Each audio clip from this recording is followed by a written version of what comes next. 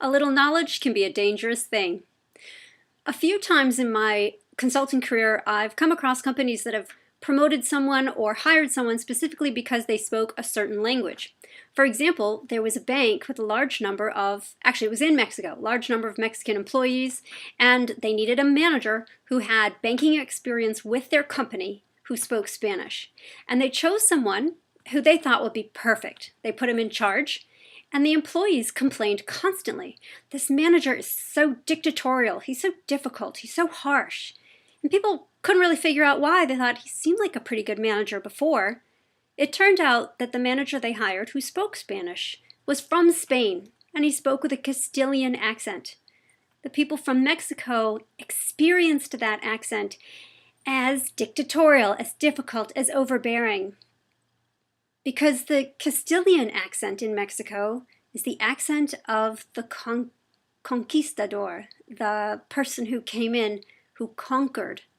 And even though that was a long time ago, the accent still exists among certain groups in that society.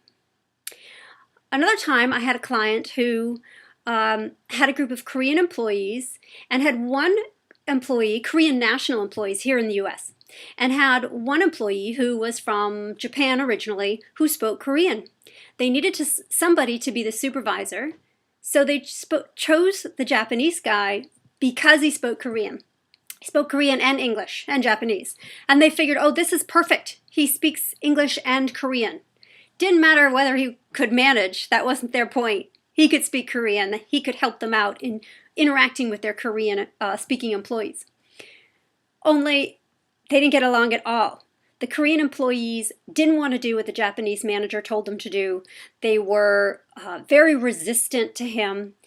And I said, you know, there is some tension between Japanese nationals and Korean nationals. Not all Japanese nationals and all Korean nationals, but some.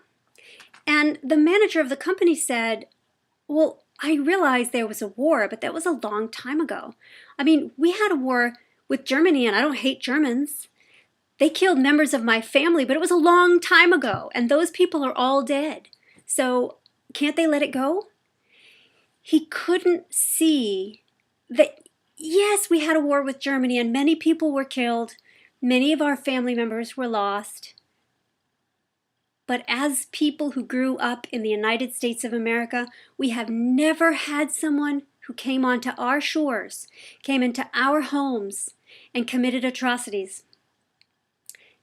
And that's not true in other parts of the world.